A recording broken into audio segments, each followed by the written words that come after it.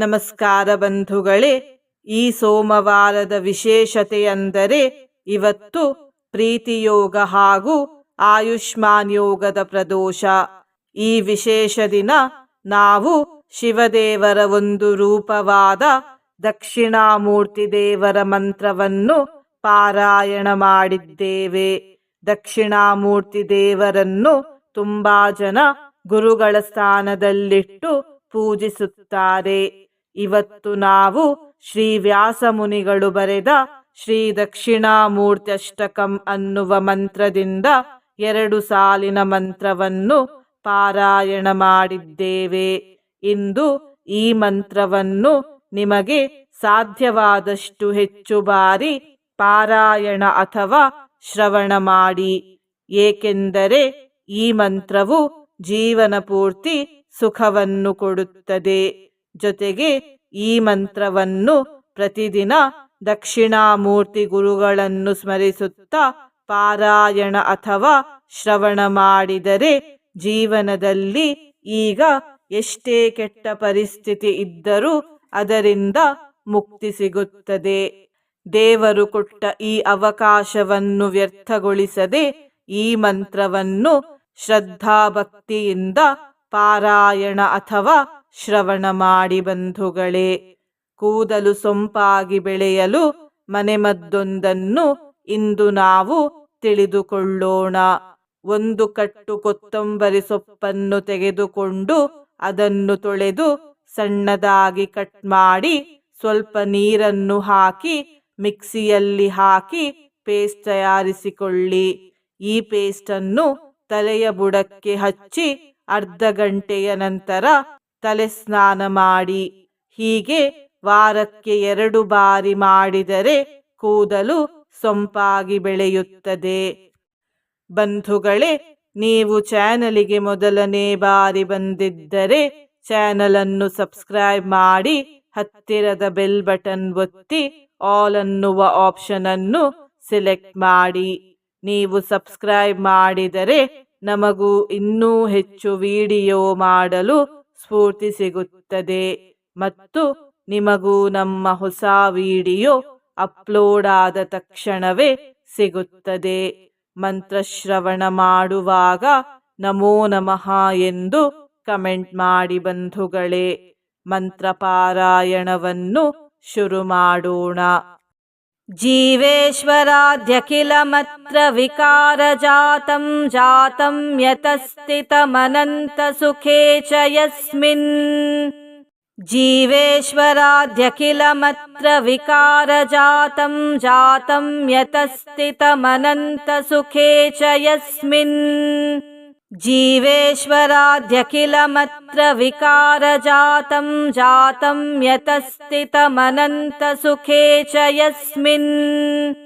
जीवेश्वराद्यखिलमत्र विकारजातं जातं यतस्थितमनन्तसुखे च यस्मिन्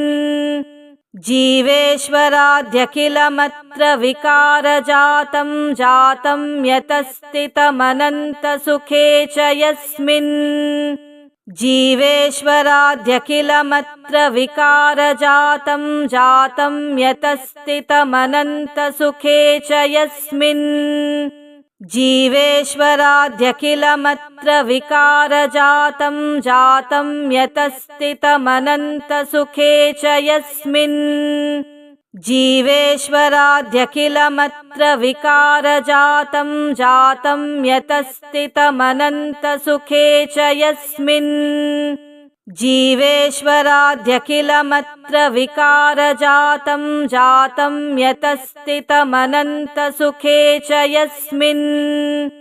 जीवेश्वराद्यखिलमत्र विकारजातं जातं यतस्थितमनन्तसुखे च यस्मिन्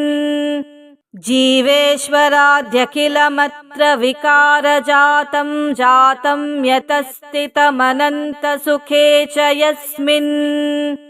जीवेश्वराद्यखिलमत्र विकारजातं जातं यतस्थितमनन्तसुखे च यस्मिन्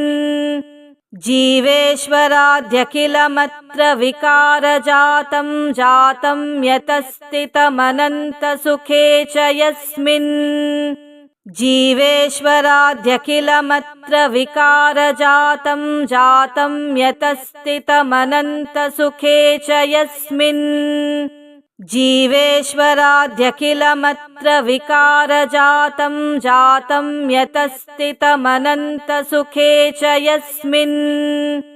जीवेश्वराद्यखिलमत्र विकारजातं जातं यतस्थितमनन्तसुखे च यस्मिन् जीवेश्वराद्यखिलमत्र विकारजातं जातं यतस्थितमनन्तसुखे च यस्मिन् जीवेश्वराद्यखिलमत्र विकारजातं जातं यतस्थितमनन्तसुखे च यस्मिन् जीवेश्वराद्यखिलमत्र विकारजातं जातं यतस्थितमनन्तसुखे च यस्मिन् जीवेश्वराद्यखिलमत्र विकारजातं जातं यतस्थितमनन्तसुखे च यस्मिन् जीवेश्वराद्यखिलमत्र विकारजातं जातं यतस्थितमनन्तसुखे च यस्मिन् जीवेश्वराद्यखिलमत्र विकारजातं जातं यतस्थितमनन्तसुखे च यस्मिन् जीवेश्वराद्यखिलमत्र विकारजातं जातं यतस्थितमनन्तसुखे च यस्मिन् जीवेश्वराद्यखिलमत्र विकारजातं जातं यतस्थितमनन्तसुखे च यस्मिन् जीवेश्वराद्यखिलमत्र विकारजातं जातं यतस्थितमनन्तसुखे च यस्मिन् जीवेश्वराद्यखिलमत्र विकारजातं जातं यतस्थितमनन्तसुखे च यस्मिन् जीवेश्वराद्यखिलमत्र विकारजातं जातं यतस्थितमनन्तसुखे च यस्मिन् जीवेश्वराद्यखिलमत्र विकारजातं जातं यतस्थितमनन्तसुखे च यस्मिन् जीवेश्वराद्यखिलमत्र विकारजातं जातं यतस्थितमनन्तसुखे च यस्मिन् जीवेश्वराद्यखिलमत्र विकारजातं जातं यतस्थितमनन्तसुखे च यस्मिन् जीवेश्वराद्यखिलमत्र विकारजातं जातं यतस्थितमनन्तसुखे च यस्मिन् जीवेश्वराद्यखिलमत्र विकारजातं जातं यतस्थितमनन्तसुखे च यस्मिन् जीवेश्वराद्यखिलमत्र विकारजातं जातं यतस्थितमनन्तसुखे च यस्मिन् जीवेश्वराद्यखिलमत्र विकारजातं जातं यतस्थितमनन्तसुखे च यस्मिन् जीवेश्वराद्यखिलमत्र विकारजातं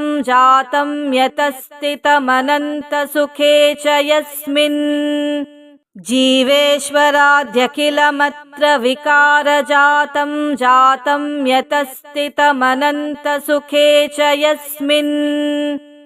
जीवेश्वराद्यखिलमत्र विकारजातं जातं यतस्थितमनन्तसुखे च यस्मिन् जीवेश्वराद्यखिलमत्र विकारजातं जातं यतस्थितमनन्तसुखे च यस्मिन् जीवेश्वराद्यखिलमत्र विकारजातं जातं यतस्थितमनन्तसुखे च यस्मिन् जीवेश्वराद्यखिलमत्र विकारजातं जातं यतस्थितमनन्तसुखे च यस्मिन् जीवेश्वराद्यखिलमत्र विकारजातं जातं यतस्थितमनन्तसुखे च यस्मिन् जीवेश्वराद्यखिलमत्र विकारजातं जातं यतस्थितमनन्तसुखे च यस्मिन् जीवेश्वराद्यखिलमत्र विकारजातं जातं यतस्थितमनन्तसुखे च यस्मिन् जीवेश्वराद्यखिलमत्र विकारजातं जातं यतस्थितमनन्तसुखे च यस्मिन् जीवेश्वराद्यखिलमत्र विकारजातं जातं यतस्थितमनन्तसुखे च यस्मिन् जीवेश्वराद्यखिलमत्र विकारजातं जातं यतस्थितमनन्तसुखे च यस्मिन् जीवेश्वराद्यखिलमत्र विकारजातं जातं यतस्थितमनन्तसुखे च यस्मिन् जीवेश्वराद्यखिलमत्र विकारजातं जातं यतस्थितमनन्तसुखे च यस्मिन् जीवेश्वराद्यखिलमत्र विकारजातं जातं यतस्थितमनन्तसुखे च यस्मिन् जीवेश्वराद्यखिलमत्र विकारजातं जातं यतस्थितमनन्तसुखे च यस्मिन् जीवेश्वराद्यखिलमत्र विकारजातं जातं यतस्थितमनन्तसुखे च यस्मिन् जीवेश्वराद्यखिलमत्र विकारजातं जातं यतस्थितमनन्तसुखे च यस्मिन् जीवेश्वराद्यखिलमत्र विकारजातं जातं यतस्थितमनन्तसुखे च यस्मिन् जीवेश्वराद्यखिलमत्र विकारजातं जातं यतस्थितमनन्तसुखे च यस्मिन् जीवेश्वराद्यखिलमत्र विकारजातं जातं यतस्थितमनन्तसुखे च यस्मिन्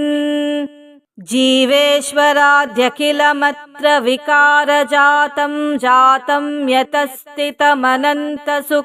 च यस्मिन् जीवेश्वराद्यखिलमत्र विकारजातं जातं यतस्थितमनन्तसुखे च यस्मिन् जीवेश्वराद्यखिलमत्र विकारजातं जातं यतस्थितमनन्तसुखे च यस्मिन् जीवेश्वराद्यखिलमत्र विकारजातं जातं यतस्थितमनन्तसुखे च यस्मिन् जीवेश्वराद्यखिलमत्र विकारजातं जातं यतस्थितमनन्तसुखे च यस्मिन् जीवेश्वराद्यखिलमत्र विकारजातं जातं यतस्थितमनन्तसुखे च यस्मिन् जीवेश्वराद्यखिलमत्र विकारजातं जातं यतस्थितमनन्तसुखे च यस्मिन् जीवेश्वराद्यखिलमत्र विकारजातं जातं यतस्थितमनन्तसुखे च यस्मिन् जीवेश्वराद्यखिलमत्र विकारजातं जातं यतस्थितमनन्तसुखे च यस्मिन्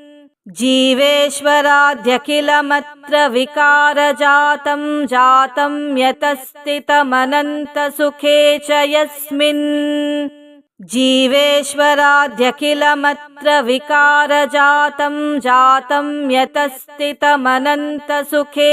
यस्मिन्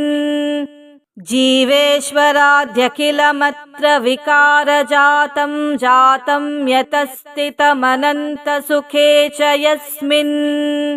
जीवेश्वराद्यखिलमत्र विकारजातं जातं यतस्थितमनन्तसुखे च यस्मिन्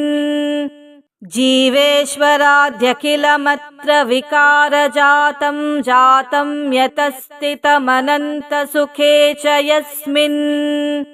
जीवेश्वराद्यखिलमत्र विकारजातं जातं यतस्थितमनन्तसुखे च यस्मिन् जीवेश्वराद्यखिलमत्र विकारजातं जातं यतस्थितमनन्तसुखे च यस्मिन् जीवेश्वराद्यखिलमत्र विकारजातं जातं यतस्थितमनन्तसुखे च यस्मिन् जीवेश्वराद्यखिलमत्र विकारजातं जातं यतस्थितमनन्तसुखे च यस्मिन् जीवेश्वराद्यखिलमत्र विकारजातं जातं यतस्थितमनन्तसुखे च यस्मिन् जीवेश्वराद्यखिलमत्र विकारजातं जातं यतस्थितमनन्तसुखे च यस्मिन् जीवेश्वराद्यखिलमत्र विकारजातं जातं यतस्थितमनन्तसुखे च यस्मिन् जीवेश्वराद्यखिलमत्र विकारजातं जातं यतस्थितमनन्तसुखे च यस्मिन् जीवेश्वराद्यखिलमत्र विकारजातं जातं यतस्थितमनन्तसुखे च यस्मिन् जीवेश्वराद्यखिलमत्र विकारजातं जातं यतस्थितमनन्तसुखे च यस्मिन् जीवेश्वराद्यखिलमत्र विकारजातं जातं यतस्थितमनन्तसुखे च यस्मिन् जीवेश्वराद्यखिलमत्र विकारजातं जातं यतस्थितमनन्तसुखे च यस्मिन् जीवेश्वराद्यखिलमत्र विकारजातं जातं यतस्थितमनन्तसुखे च यस्मिन् जीवेश्वराद्यखिलमत्र विकारजातं जातं यतस्थितमनन्तसुखे च यस्मिन् जीवेश्वराद्यखिलमत्र विकारजातं जातं यतस्थितमनन्तसुखे च यस्मिन् जीवेश्वराद्यखिलमत्र विकारजातं जातं यतस्थितमनन्तसुखे च यस्मिन् जीवेश्वराद्यखिलमत्र विकारजातं जातं यतस्थितमनन्तसुखे च यस्मिन् जीवेश्वराद्यखिलमत्र विकारजातं जातं यतस्थितमनन्तसुखे च यस्मिन् जीवेश्वराद्यखिलमत्र विकारजातं जातं यतस्थितमनन्तसुखे च यस्मिन् जीवेश्वराद्यखिलमत्र विकारजातं जातं यतस्थितमनन्तसुखे च यस्मिन् जीवेश्वराद्यखिलमत्र विकारजातं जातं यतस्थितमनन्तसुखे च यस्मिन् जीवेश्वराद्यखिलमत्र विकारजातं जातं यतस्थितमनन्तसुखे च यस्मिन् जीवेश्वराद्यखिलमत्र विकारजातं जातं यतस्थितमनन्तसुखे च यस्मिन् जीवेश्वराद्यखिलमत्र विकारजातं जातं यतस्थितमनन्तसुखे च यस्मिन् जीवेश्वराद्यखिलमत्र विकारजातं जातं यतस्थितमनन्तसुखे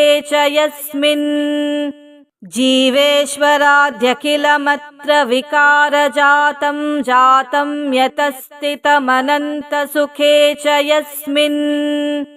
जीवेश्वराद्यखिलमत्र विकारजातं जातं यतस्थितमनन्तसुखे च यस्मिन् जीवेश्वराद्यखिलमत्र विकारजातं जातं यतस्थितमनन्तसुखे च यस्मिन् जीवेश्वराद्यखिलमत्र विकारजातं जातं यतस्थितमनन्तसुखे च यस्मिन् जीवेश्वराद्यखिलमत्र विकारजातं जातं यतस्थितमनन्तसुखे च यस्मिन् जीवेश्वराद्यखिलमत्र विकारजातं जातं यतस्थितमनन्तसुखे च यस्मिन् जीवेश्वराद्यखिलमत्र विकारजातं जातं यतस्थितमनन्तसुखे च यस्मिन् जीवेश्वराद्यखिलमत्र विकारजातं जातं यतस्थितमनन्तसुखे च यस्मिन्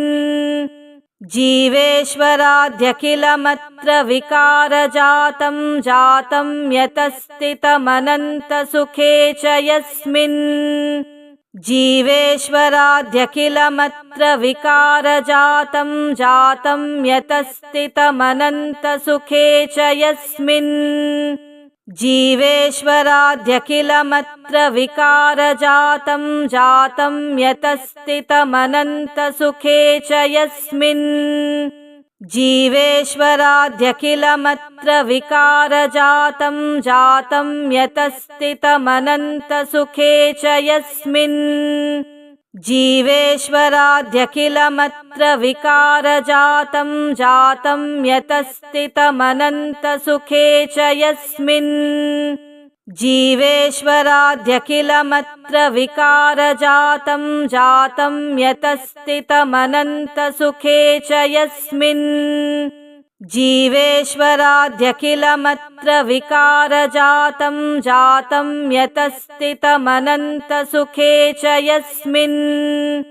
जीवेश्वराद्यखिलमत्र विकारजातं जातं यतस्थितमनन्तसुखे च यस्मिन् जीवेश्वराद्यखिलमत्र विकारजातं जातं यतस्थितमनन्तसुखे च यस्मिन् जीवेश्वराद्यखिलमत्र विकारजातं जातं यतस्थितमनन्तसुखे च यस्मिन्